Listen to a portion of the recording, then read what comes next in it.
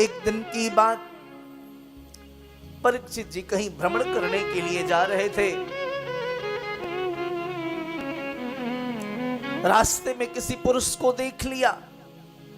महाराज काला काला चेहरा, राजसी वस्त्र धारण किए, हाथ में एक कठोर डंडा, एक वृषभ के ऊपर प्रहार किए जा रहा है। वृषभ अर्थात बैल, नंदी।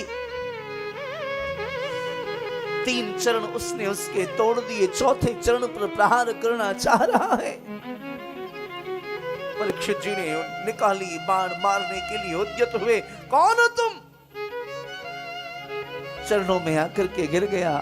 क्षमा करें, मेरा नाम है कलयुग, ये कोई और नहीं, साक्षात धर्म है वृषभ। 3 चरण सत्य तप दया मैंने नष्ट कर दिए, दान भी नष्ट करना चाहता हूं, बोले मेरे नजरों के सामने से दूर हो जाओ। पिता कहा करते थे, पितामह कहा करते थे, शरण में शत्रु भी आ जाए तो क्षमा कर देना चाहिए। बोले सरकार, आपके नजरों के सामने से कहां जाऊं छोड़ करके, आप चक्रवर्ती सम्राट हैं। 4 स्थान दे दिया। द्योतो पानम श्रियः सोना यत्रा धर्मस्य चतुर्विधः। जहां युद्ध क्रीड़ा की जाती हो, जुए खेलने वाले लोग रहते हो, जाओ तुम वहां रहना। जहां मदिरा पान करने वाले लोग रहते हो वहां रहना। जहां परस्त्रीगामी रहते हो वहां रहना। जहां जुआ खेलने वाले, मदिरा पान करने वाले, मांस भक्षण करने वाले, दूसरे के धन का हरण करने वाले लोग रहते हो वहां रहना। कलयुग ने कहा सब गंदे स्थान दे दिए, कोई तो बढ़िया स्थान दीजिए। बोले जाओ, सोने में भी तुम्हारा वास हो।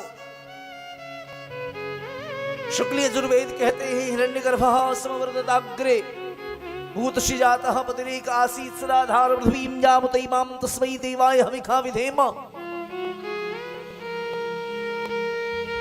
स्वर्ण में भगवान का वास है। हिरण्यवर्णाम हरिणीं सुवर्ण स्रजां चंद्रां हृण्मयीं लक्ष्मीं जातवेदो महावः। पर किस स्वर्ण में परमात्मा का वास है? किस स्वर्ण में? कलयुग का वास है। जो स्वर्ण क्रय करके, श्रम के धन से क्रय की गई हो, स्वर्ण में भगवान विराजते हैं। और जो स्वर्ण छीन के, चोरी करके, बेईमानी के धन से खरीदी गई हो, उसमें कलयुग का वास है।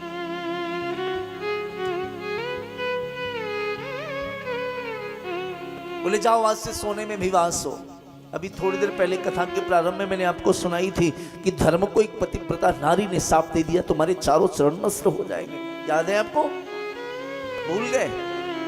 प्रारंभ में कथा सुनाई थी। ऋषि पिप्पलाद की पत्नी पद्मा ने साफ दिया, धर्म तुमने एक पतिव्रता नारी के साथ विनोद किया, जाओ मैं साफ देती हूं, तुम्हारे चारों चरण नष्ट हो जाए।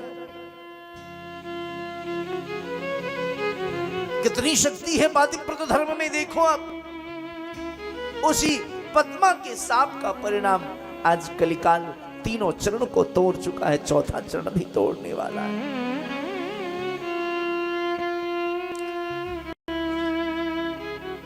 कह दिया जाओ सोने में वासु, लौट करके आए। परीक्षित अपने राज को उसको खुलवाया, एक सुंदर सा स्वर्ण का मुकुट देखा, मस्तक पे रखवाया। छीन करके वो मुकुट लाया गया था राजगृह से।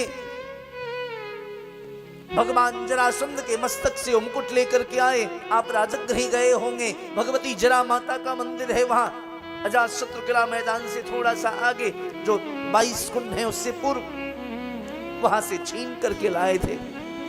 छीने हुए स्वर्ण में कलयुग का वास है। कलयुग ने प्रवेश किया मुकुट में, बुद्धि में प्रवेश कर गया।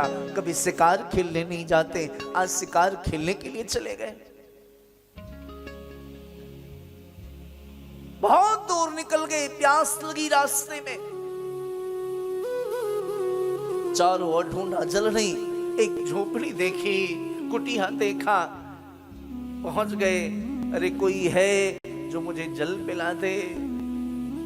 वो कुटिया थी संत समीप की, भजन कर रहे थे। आहा, मन ध्यान में लगा था। परीक्षित के बुद्धि में कलयुग घुस गया है, बुद्धि मंद हो गई है।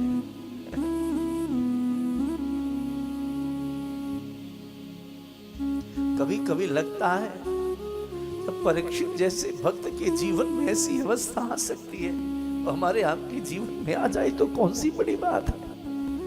हाँ? परीक्षित ने जन्म बाद में लिया, लेकिन भगवत दर्शन उसने पहले कर लिया। जन्म बाद में लिया परीक्षित जी ने, पर भगवत दर्शन पहले हो गया। गर्भ में ठाकुर जी से मिल लिए। संसार के पहले ऐसे भक्त हैं परीक्षित।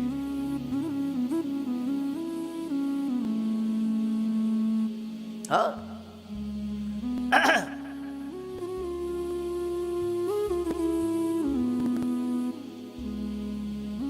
फिर भी उनके जीवन में ऐसी अवस्था।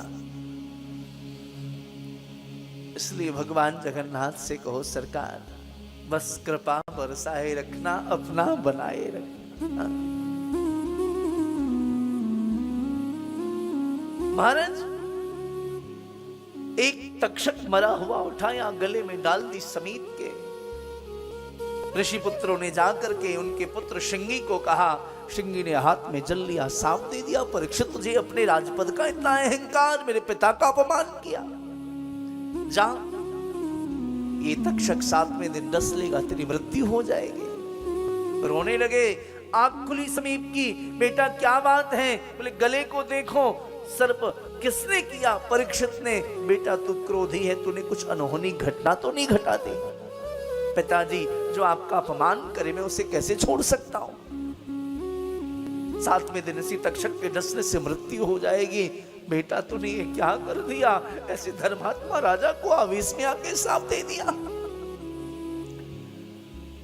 ऋषिपुत्रों को बुलाया, जाओ परीक्षित को सावधान करो। परीक्षित घर में पहुंचे, मुकुट को उतारा। जैसी मुकुट उतार करके भूमि पर रखा, पछाड़ खा करके गिर पड़े। ये मैंने क्या कर दिया? जो हाथ तब तक संतों की सेवा में होते थे, जो मस्तक संतों के चरणों में होता था, आज इन हाथों ने संतों का अपमान किया। ये मस्तक उन संतों के चरणों में झुकते थे, आज इन्होंने उनका अपमान किया। अब ये रहने योग्य नहीं। तब तक ऋषि पुत्र आए, परीक्षित सावधान हो जाओ। क्यों? बोले सावधान हो जाओ परीक्षित, 7वें दिन तक्षक के डसने से मृत्यु हो जाएगी। तुरंत अपने पुत्र जन्मेजय को बुलाया, राज्य गद्दी सौंप दी और चल पड़े निर्जन वन की ओर। इंद्रप्रस्थ से आगे बढ़े हैं, हस्तिनापुर से आगे बढ़े। अभी वर्तमान में जब हरिद्वार की ओर आप आगे बढ़ोगे तो एक डिस्ट्रिक्ट है मुजफ्फरनगर। मुजफ्फरनगर के पास समीप एक स्थान है, वहां पर उत्तर वाहिनी गंगा प्रवाहित होती है, विशाल वट वृक्ष है। उस स्थान का नाम है शुकताल। बड़े संत बैठ करके भजन करते हैं। महाराज, वहां जाकर के परीक्षित ने कहा, जिसकी मृत्यु समीप आ जाए उसको क्या करना चाहिए? जिसकी मृत्यु निकट आ जाए उसको क्या करना चाहिए?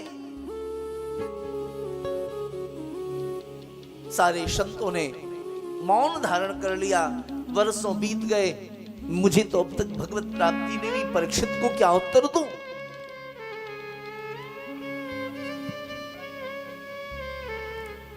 एक संत ने अपनी वाणी को खोला, बोले हाँ तुम्हारी मुक्ति हो सकती है। कब? बोले यदि सुखदेव प्रकट हो जाएं। इतना कहना था कि तत्रा भवद भगवान व्यास पुत्रो यदृक्षया गामटमानोनुपेक्षा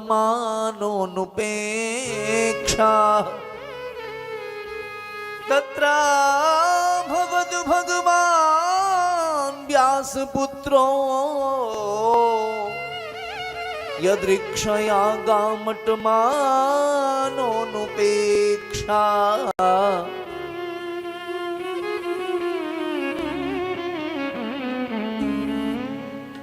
सुखदेव प्रकट हो गए।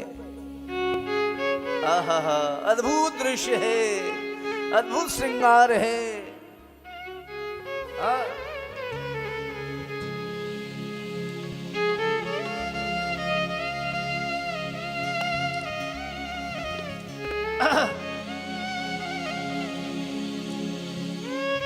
चल करके आ रहे हैं सुखदेव। सारे संतों ने दर्शन किया है, सारे संतों ने देखते ही खड़े होकर के श्री सुखदेव जी महाराज का अभिवादन करना प्रारंभ किया। बोले सुखदेव जी महाराज की, श्री परमहंस सुखदेव जी महाराज की।